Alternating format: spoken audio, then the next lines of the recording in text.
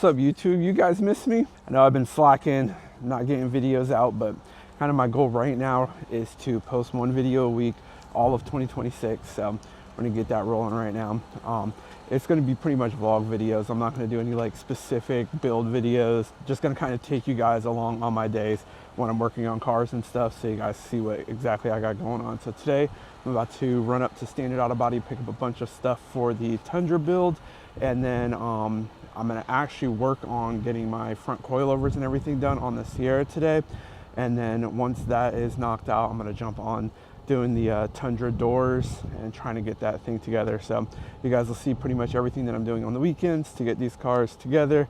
We've got a ton of parts coming for the Sierra, so I'm super excited about that because it's going to be dope. The VIC is like all torn apart right now, ready to go back together.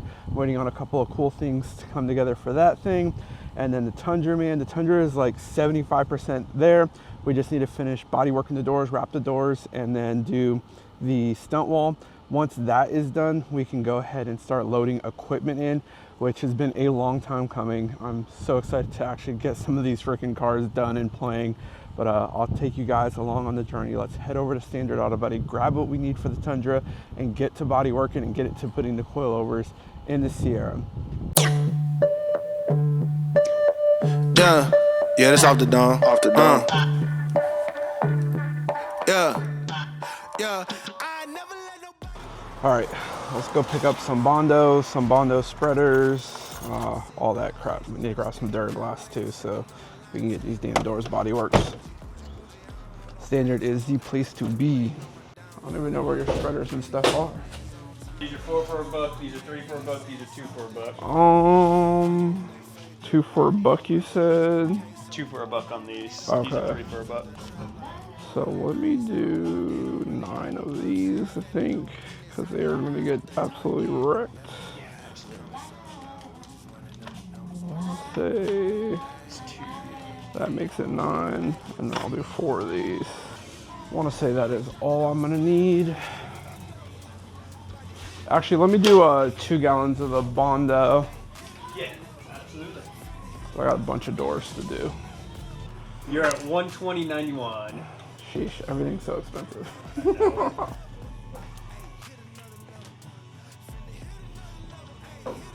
Not too bad though. And I got a box for you there. Appreciate it. Yeah, I'm gonna be fiberglass indoors all weekend, so. Ooh, fun. Well, it's good weather for it at least. Yeah. As long as it doesn't get too much colder. It always happens like the weather I really like to work with. It's too cold to actually like fiberglass, and crap takes forever, and then I'm sitting there with a heat gun trying to heat it up. Yeah, don't overactivate that fiberglass. Yeah, nah. I've gotten in that problem before. Yeah. But those are nice because those are kind of understated. They're not like in your face. Yeah, that's kind of what I wanted, you know, when I switched off of the Forgiatos. I mean, I'm in front of clients all day long. Not everybody is a big rim car guy, so I was looking for something that like a little more subdued. Yeah, looked custom, but not like in your face. So. Yeah, because they almost look like stock rims, just crazy. Yeah, I mean that's exactly what they are. They're just kind of like rips. All right, 2 gallons of Bondo on deck. We also have Fiberglass. Everything else we need to get these freaking doors done this weekend. I am trying to get them fully body worked and ready to wrap this weekend. So that's going to be the freaking goal. So let's get out of here. Shout out to Standard Auto Body. These guys are super cool. We are headed over to Harbor Freight next to grab some snap ring pliers to do the damn coilovers.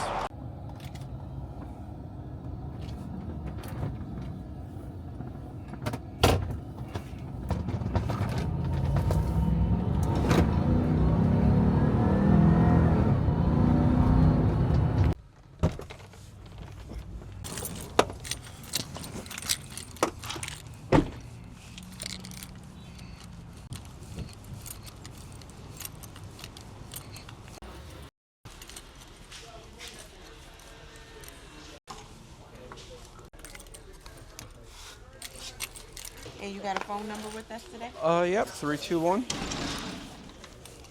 All right, bag secure from Harbor Freight. We're gonna head back to the house and start pulling apart the Sierra.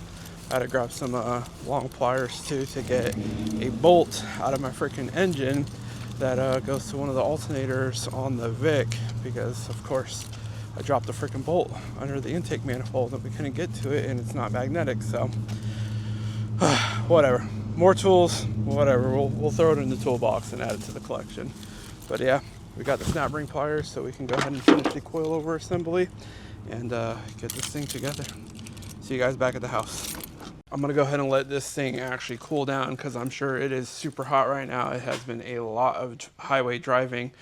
So let it cool down for about an hour, and then we're gonna start busting down the suspension and get these coilovers in. I already assembled them all, so I'll show you guys what they're looking like before we actually put them in, and exactly what we have going on in this full suspension. So here's everything laid out on the table right now. This is gonna be all the atomic fab parts.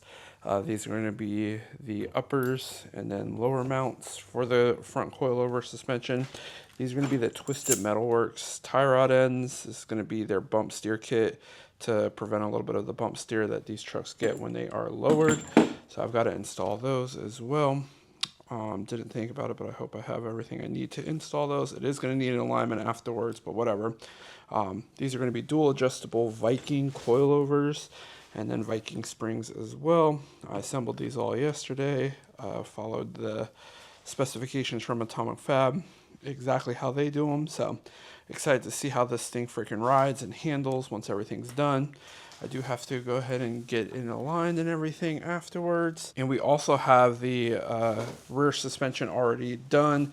It is just going to be Viking shocks in the back. I did have to modify it a little bit.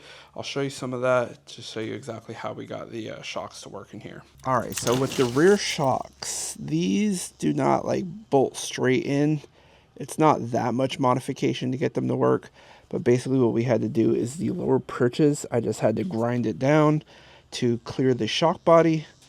And I also had to swap out the bushings, the metal bushings in the shocks to a Fox shock bushing, because the factory, or the, I don't know if I should say factory, but the factory Viking bushings were not the correct diameter for this truck. So I swapped those out to the Fox shock ones, and it worked out perfectly. So a little bit of trimming, swapped those bushings out, and they went right in.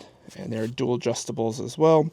You probably should do a shock relocation kit in these with it being this low, but I didn't trust anybody to pull my truck apart like that, so we were not going to do that. Also, train horns, all this crap needs to be serviced too. While this thing's cooling down, I'm gonna go ahead and get this damn bolt out of the engine bay of the VIC and get everything out of the truck. I guess I probably should show you guys a little bit of what we have going on in the VIC too, because you haven't seen it in a while on YouTube at least. Most of the people who are watching this have probably seen it on Instagram and stuff. But for those of you guys on YouTube that have not seen it, or if you're new to my YouTube, we have been working. Let's go. So what I was trying to say is, for those of you who have not seen this thing on YouTube, or if you're new here, this is the VIC project, which is going to be 2001 Ford Crown Victoria P71. It is going to have 6 Sundown Audio ZB5 12s in it, and a ton of other crap. So this is my alternator setup that you're kind of looking at right now, but I will do a little walk around and show you everything that I have done to it since the last YouTube video, I guess. Let's go. So my main project has been just trying to get this thing playing. So we went ahead and wired everything up. Well, we wired a lot of it up. It is absolutely a mess under here. So K5 train horns, I went ahead and replumbed all of this stuff. We went ahead and did all of the wiring running back to the trunk. What we have is 6 runs of 0 gauge. 3 are going to be positive, 3 are going to be negative. We have an SMD fuse box. I built these tubs that are riv nutted in, so they are serviceable. The car is bagged, so the wheels sit up pretty high in there. We wanted to have metal tubs in there because we did not have them before. We have SMD fuse box. We had to have a 3D printed piece so that the fuse box sat flat on the tub. Shout out to my homeboy Kenny, he did all of that for me. Shout out to Jim's Metalworks for the custom heat shrink. We did ground studs for all of the grounds up front that go to the body. Since it's a lithium battery, we had the dedicated 0 gauge runs for the power and then the grounds. Shout out to my boy Donald, who let me know that I really needed to have dedicated runs since it was lithium. So what happens is all of the 0 gauge comes up, comes through here, and then grounds to the alternator. Then we have a bunch of runs of power coming off of the alternators. There's 2 alternators in this car, yes. It's a pain in the butt to do. I'm not even getting into it right now, but like there's a custom pulley, like it's a lot of custom stuff, so don't ask me questions unless you're willing to do some custom work and trial and error. So you got 3 runs that come off and go into the fuse box and go to the back. Same with the grounds, but then you have 2 frame grounds, so that goes from the alternator to the frame of the car, and then you have 1 from the alternator to the body of the car. That way it has a ton of grounds, and then for the actual powering the car portion of it, we have 3 runs that go to the back for power, and then we have 1 run that comes to the factory fuse box, which will be right there. So that is kind of the setup here. I should have plenty of power and plenty of ground for this freaking car. That's where it's at. Since we did the tubs, I did have to do a custom intake. This is just an eBay Racer intake. Nothing under this freaking hood is really going to be shown a whole lot, so I don't really care to have anything custom made for it. Most of the stuff under here is for ease of utility. I'm not really going to be doing a whole lot under here. This car is not focused on engine-based stuff, but tubs are in and they're good. While we were here, since this car was built a very long time ago and it is been abused, we went ahead and redid all of the suspension components. So I put all new control arms in, or I should say Cameron, because he was over here for like 6 hours beating on this thing to get everything done. So all new control arms, uppers and lowers, all new steering linkage, everything was taken care of. We went through and greased everything, so everything's nice and greased. All the boots are good. The bags are going to still be the bags that I put in there like 5 years ago. They're still in good condition. Car doesn't really run that much. And then what I did is replumbed everything. Before there was 1/2 inch line in here, which was really, really fast. We went ahead and switched that out for 3/8 inch airline. I want to slow it down because these subs are very big and very heavy, and with them mounted like this, I don't want to be cracking a basket with this thing bouncing around. So while it's not going to be as cool when we get all the video and everybody's like recording this thing bouncing, it is going to be absolutely loud. So what we lack in this thing bouncing around, we will make up with, you know, trying to rip people's hair out of their skulls. So it's all 3/8 airline now. I went ahead and re-ran everything, and we did riv nuts in the firewall. So the riv nut hold all of the airline now. There's still 1/2 inch airline for the train horns. That's what you're seeing here. And then there's the 3/8 inch airline that go to the bag. But everything is riv nutted now, including how we mounted the tubs. Those are all riv nutted in and should be all out of the way. I haven't actually tested a wheel back in here, but we're getting to that. You do see a big freaking power steering fluid leak. That kind of happened because the reservoir and everything for the power steering, it needs to be changed, and I need to change the power steering pump for the dual alternator setup. So if you guys are wondering about the dual alternator in here, it is a pain in the butt. So we'll get there. Right now the interior is all ripped apart. You guys have probably seen this a bunch of times, but right now I am working on, or I need to work on, wiring up everything that goes behind the seat. So all that freaking rat's nest needs to be cleaned up. It needs to look gorgeous. I have a ton of stuff to make that happen, but there is a lot going on back here. So it's going to be door locks, door poppers, an alarm. We also have all of the LEDs, because there's LEDs throughout this whole thing, even though I don't like LEDs. This is a show car. You kind of need it in show cars these days. So all of the LEDs are here. Like every single thing that runs in this car, like door locks, door actuators, window actuators, all of it is aftermarket now. We redid everything. So all of that is going to be controlled by a huge panel that goes behind that seat. And then I got to put a fire extinguisher and stuff behind this seat because we want to make sure this thing never catches on fire. This is a lot of crap. And then back in the trunk, we have a ton of stuff going on. The wood structure you see here is going to be most of the amp rack. I'm waiting on some plexiglass to be cut because I want to be able to see the battery and stuff through the amps. We're going to have on the bottom layer here, it's going to be 3 PRV audio 7000s. On the top will be that big VFL audio 22K. We do have a big SMD fuse box here. Shout out to Steve Meads. It is probably his fault that I am so addicted to car audio because I was part of the SMD forums way back in the day. Some of you guys might have seen my fourth order tutorial that I wrote on the SMD forums a long time ago. I was like one of the first guys to publish some like real in-depth information on fourth orders. Probably not in depth compared to like these days, but whatever. Big Yinglong bank. This is 240 amp hours. I mean, it's a Yinglong bank. I don't know. There's not really much to say about that. We have the 3 runs of 0 gauge positive and 3 runs of 0 gauge negative coming through the car. All of that is ran underneath. Pain, but we made it work. So we have 1 air tank down here. This air tank is going to be for train horns with 2 air compressors, 1 on each side. And then we have 4 more compressors, which are going to be for all of the stuff up here, which is going to be 2 more tank. And then the AVS valve setup, that's going to be for the air suspension. So that's what the trunk is looking like right now. We do have 3 more grounds on this side. Those grounds are going to go from the battery to the frame of the car. And then we have a ground stud right here. That's going to be for the battery to the body of the car. So everything should be very well grounded. There should be no grounding issues in this thing, hopefully. But yeah, that's where the trunk's at right now. I'll show you some of the grounds real quick. So this is going to be out of the trunk from the battery to the frame. What I did is just drilled and tapped 3 1/4-inch bolts, and then we just bolted them in. This is all new concepts, OFC 0 gauge as well. So really high quality wire, because everything else in this thing is expensive. So there's no reason to use cheap wire. But yeah, that's how those look. While we're under here, you can kind of see all of the rerouting we did for the airline. So everything is pretty much the way Explicit Customs had it back in the day. Their setup lasted for literally over a decade. So we're going to follow that just with smaller line, and then the bag and stuff, of course. I'll jump over on the other side and show you a little more. So this is the passenger side of the car. This is going to be where the 0 gauge runs back down and through the frame rail. So I just have it like running through here. Hoping the wheel clears this side. I'm assuming it's going to, but basically I have a riv nut here holding all of this together, and then this just runs down through the frame there. So I'm probably going to add like a rubber gasket or something here to make sure there's no chafing on this side, just to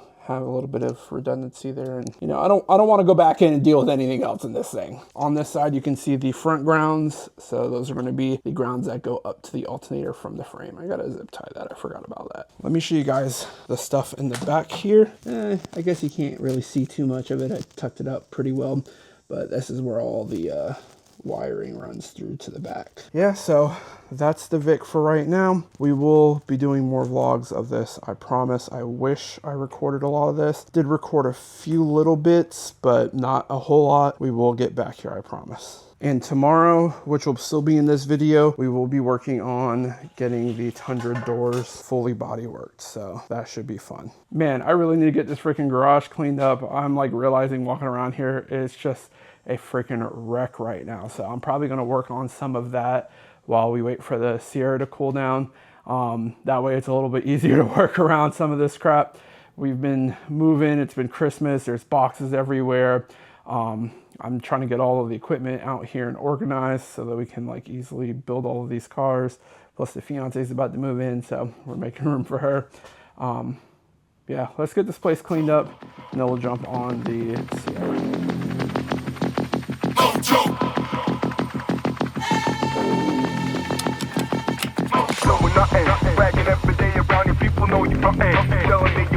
Alright, so it's somewhat cleaned up in here. I put a bunch of stuff away, threw a bunch of stuff away. I'm gonna move on to the next project now. This thing's gonna continuously get absolutely freaking wrecked over the weekend anyway, so it doesn't make that much sense to clean everything up. I guess it probably does, because we'll be layering crap on top of crap, but we're gonna table that. I'm tired of cleaning. It's also like 2 p.m. I have to run over to Dean's house real quick and grab the impact so I can start pulling this thing apart and try to get these coilovers in here tonight, because I don't want to work on it at all tomorrow. What I want to be doing tomorrow is pretty much focusing on the Tundra, get those doors pretty much completely freaking body worked. We're gonna have to go through, grind down that second door that's not got any Bondo on it at all. So grind all that down, clean out all those freaking rings. Then we have to go through and finish bodywork in the other door, which basically on the other door what we ended up doing, or what Trey ended up doing, is just coating the whole bottom of it in milkshake, which is like a fiberglass resin and Bondo mix. So I'm probably going to do that with the other door as well, grind everything down, freaking milkshake the whole damn thing. That way it's as smooth as possible and I have like a good flat surface to work off of. We fiberglass these a while ago, regrettably. And we got them pretty smooth, but they're not like 100%, but good thing I guess is it's fully cured, right? So let's just get after it, man. I'm also realizing while it's gonna suck to wrap these doors because of the lip's gonna make it awesome because at the bottom I'm just gonna do riv nuts at the bottom of the door and then use some of those the black hex flat screws, the fender washer types that I use to do all of the riv nuts and stuff on the VIC. I'm gonna use that to mount the bottom of the doors there, which is similar to how I'm gonna mount the VIC doors, but the VIC doors unfortunately have to have like a very, very tiny freaking screw because there's not a whole lot at the bottom of those versus the Tundra doors. Those are super easy. So let's run over to Dean's real quick, grab this crap. Or what I'll probably do real quick is throw the bushings and the coilovers. That way when I get back from Dean, I can just jack the truck up, pull the wheels off, start pulling the suspension apart.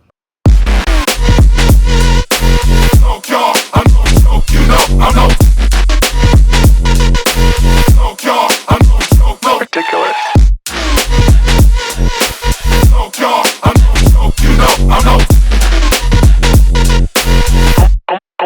God, you're ridiculous.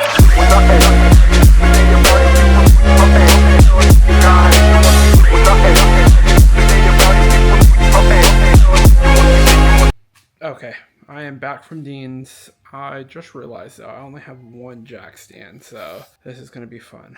I have more jack stands. I don't know why I only have one. You would think jack stands come in a pair, but there's 4 under the VIC right now, so I can only find one. But let's get this freaking thing jacked up, get the wheels off. Let's see if we can do the suspension. I remember before I had adjusted the height of the front and I was able to do it with the suspension all together. So I am hoping that I'm able to pull it apart and not have to like pull the control arms and everything off. That'll make it a little bit easier. Still have to do the tie rods, which kind of sucks because it's gonna throw the alignment out no matter what. But let's time lapse this, get after it, get this thing on the one jack stand and jacked up, wheels off, and get the party started.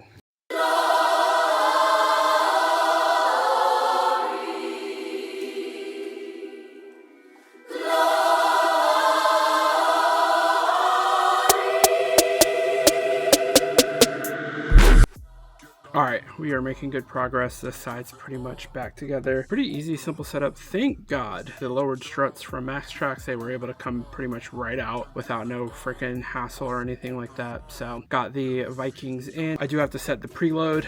I don't really know how to do that. I gotta look that up real quick. Again, I don't know much about coil spring suspension. Airbags I know a lot about because I've done a lot of airbag suspension. So gotta figure that out and then adjust the stiffness of it to where I want. I'm trying to think of how hard it's going to be to adjust the stiffness without taking the wheel off. The backs are super easy to do, but the fronts I don't know. But yeah, let's go ahead and figure out preload. I still have to do the tie rod ends, but I don't know if I have to drill my spindle out for these tie rod ends, so I have to figure that out as well. If I do have to drill the spindle out, that might be a drop it off at David and let him deal with it when he's putting the rest of the parts on, because I don't really feel like doing all that. Super happy with it. I'll show you guys real quick and then we'll jump on to the other side. Don't make fun of my liners. I know those things are ripped to hell up. Listen, when you are running 28s and you're lowered, some stuff takes a beating. I need to figure out a solution for that though. You guys can see the carnage of running 28s. I need to figure out a solution for this. I think they make a ABS plastic liner, because this is that stock felt stuff, but if they make an ABS plastic liner, I'm gonna order that and then just cut it to like where I need to, so maybe I'll be able to like retain some of this. I don't know, but right now it's getting my engine bay freaking filthy and I don't like to see clean spots on a wiring harness, so I'm probably gonna tape that back. Also, this freaking factory loom is brittle as hell, so let me zip tie some of that up and then see about this tie rod thing, if this tie rod needs to be drilled out or the spindle needs to be drilled out. That's definitely going to be a David issue. more parts to order, I guess. More parts to order. I'm actually going to look for a solution for that tonight. Well, it does say it right there, bright and red. You do have to drill it out, so I need a 5/8 drill bit. I don't know if I have one. Told you guys I was going to leave it for David, but I'm probably not going to leave it for David. I really want to go get this thing aligned and all the wheels balanced so that this thing freaking rides really good again, because it's riding like shit right now. Pretty sure Elite did not balance one of my rear wheels when they gave it to me, because there was like a mix up with the wheels and blah blah blah whatever. So let me see about that. I'm also noticing that the upper bushings on my control arms are pretty dry rotted, and I just seen that Twisted Metalworks has upper control arms for this truck too. Why am I like this? See, this is what got me into trouble yesterday when I spent a ton of money on parts, because I was like, oh well, might as well while I'm right there, might as well. Couple grand later. All right, let me figure out preload, and then I'm gonna figure out if I have a drill bit, and then if I don't have a drill bit, if I want to go buy a drill bit and actually do this tonight. Okay, feel free to correct me if I'm wrong, but from what I was just looking at on Viking and online, it looks like they recommend for trucks to do half a turn of preload. So it's snug now. I'm going to come in here and just do half a turn. I just marked it so I know exactly where it's going to be. That should be about half. I'll lock this in place.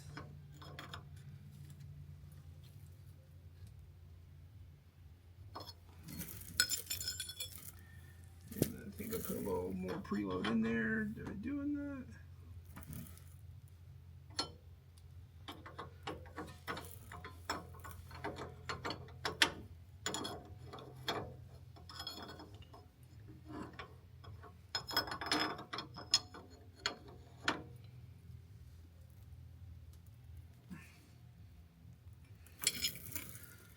All right. Hopefully that's good. We will see once I'm riding. Still haven't decided on this yet. We'll figure that out later. Let me put this back together though. I guess what I'll do is just put this side back together, see how it rides, see where it sits. I'm pretty sure the old setup was set at 4 inches in the front, because it's lower than a couple of my friends who have a 3.5 drop on their Silverados. So I ordered these at 3 inch or at 4 inches. I'm just hoping that's what it was set at. If not, I'm hoping I can get it to work at that, but we'll see. I'm gonna go ahead and get the wheel mounted back up on this side, and then we'll see how it sits once it's back together. So this is what we have. It is a front application, so looks like 8 clicks for the C knob, 10 clicks for the R knob. Let's go ahead and try that, see how I like it. I might be dialing it back some because I do drive a lot, so I don't like very stiff, but I'm assuming with it being a truck, it's not going to be crazy bad. So first one is going to be C knob, so that was 8 clicks.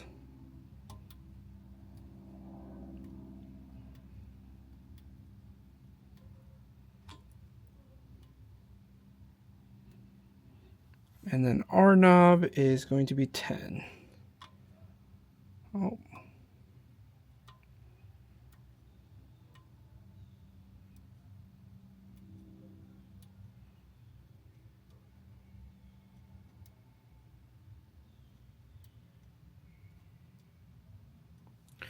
Sheesh, that feels a little tight, but that's good for this side. Let's go ahead and get the passenger side together.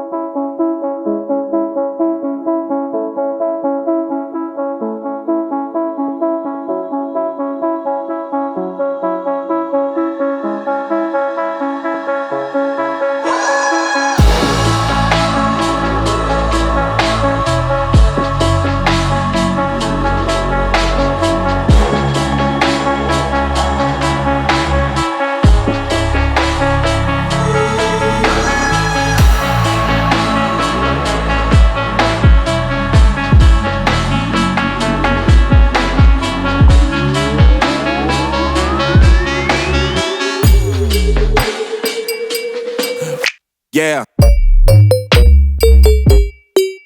Yeah. What? Yeah. All right, so that is going to wrap up the coilover install. I do not feel like doing the drilling that it's going to take to get the bump steer kit on right now, at least. I might actually come back to it tonight. I want to go ahead and test drive this thing first though, so, which probably sounds crazy to people. They're probably like, oh, why would you put it all back together just to have to pull the wheels back off? But your boy is sweating.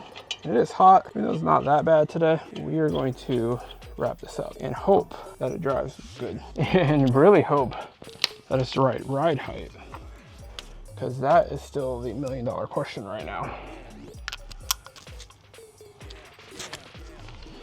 I'm gonna say it's going to be the right ride height just based off of the length of them, but I don't know what this spring rate is compared to the factory spring rate. That's going to be the big determining factor. One of these studs is actually stripped too. I got to get that replaced. All right, this side's ready to go down.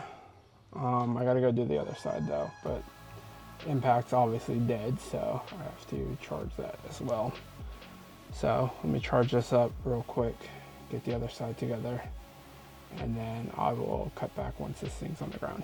Okay guys, so jumped over to the next day. It is now Sunday. We are still cracking on this thing. The truck is a little too low though. So right now I've been in talks with Atomic Fab already. They were super good, emailed me back right away last night. They believe that the truck is a little too compressed, or the springs are a little too compressed, and that it is not riding on the shock correctly, or at least like it's not in the right position for the shock body. It looks like it's past that 60% mark that you really want these to be, which is kind of what I was assuming and why I reached out to them as soon as I realized it was going to sit too low last night. So we're going to go ahead and time lapse you guys. I'm going to grab some measurements, send those off to Atomic Fabs, and then after that we are going to jump on doing these doors for the Tundra. I want to get those things body worked as much as possible today, especially before it gets dark, and then we're going to just see where we get, drop this video for you guys, and head off to the other one. Some of the parts for the Sierra come in today. A bunch of other parts probably won't be here until mid next year, so we're just kind of waiting on all that stuff. But yeah, that's where we're at right now, man. Sometimes custom shit means custom problems. Fumble a bag, now I when I fumble a bag. Fumble a bag, now I when I fumble a bag. Act like you know how this goes.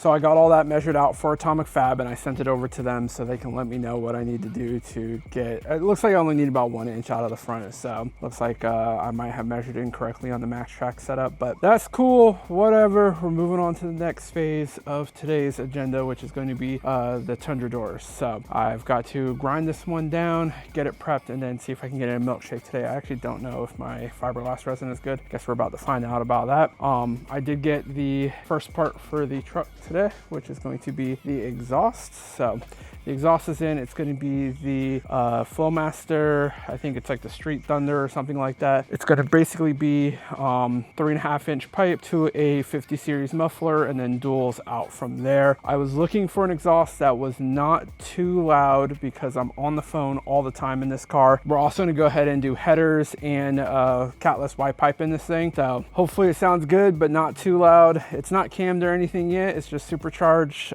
We have 114,000 miles on the truck and it's still running pretty strong. So we're probably just going to service the supercharger since it's been supercharged since like 40,000-ish miles, maybe 50,000 miles. I can't remember exactly when we did it, but there's a lot of miles on the supercharger already. So I need to get that serviced, then get it tuned and everything for the exhaust. So I'm also waiting on Atomic Fab to send me some motor mounts. And then of course we have the Performance Driveline drive shaft in this thing as well. So we will be able to put down whatever power we want to put down, at least drive shaft wise. You guys might know these trucks having issues where the drive shaft likes to blow up if you go over 100 miles an hour. So that has been fixed. Still got its limiter on right now, but when we retune, we are going to delete that as well. But let's go ahead and jump on over to the Tundra crap. I am like fully suited up. It's hot today, but I want to wear long sleeves and jeans and shoes because fiberglass is a nasty game. I'll time lapse you, show you knocking some of this stuff out.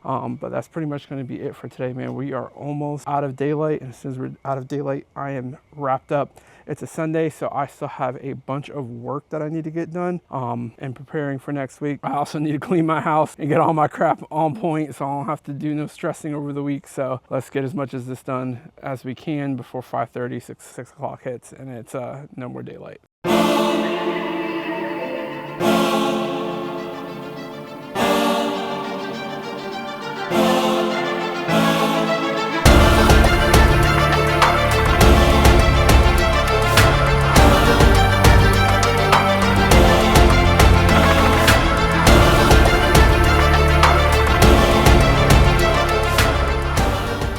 Well, I am absolutely covered in fiberglass. I'll show you guys what I've got done so far though, and then we'll see if I can get some Bondo on this thing before it gets too dark. So basically I just took this grinder wheel here and a 36 grit roll-out on a 3-inch angle grinder, pneumatic one, and then we went and cleaned out all of the speaker holes, ground down all of the actual fiberglass all the way around, pretty much getting it as smooth as possible and as cleaned up as possible so that we have a good surface to start the Bondo and bodywork. So let's go ahead and jump into that. This is a freaking process though. So now that it's all ground down, I'm gonna go grab my resin, actually see if my resin is good. If my resin's not good, that's it, we're calling it that tonight. If my resin is good, we're going to go ahead and pour 50-50 mixture of Bondo and resin all over this whole thing and let it self-level out overnight, and then we'll jump back into actually body working it at a future date, maybe next weekend. So let's see what happens. If I do got resin, we will cut to a time lapse of me doing that process. If not, it's going to be an outro. Appreciate you guys watching though. All right, so luckily or unluckily for me, I did have resin. Don't mind me mixing it in a milk jug. I forgot to grab actual mixing cups. So mixing it up, gonna be 50-50 Bondo and fiberglass resin. Normally we would brush this on, but forgot to grab brushes. So what we're going to do is just put it on with a freaking Bondo spreader. Hopefully we can get it as smooth as possible. Get over to a time lapse, get this done, and then we're calling it a night.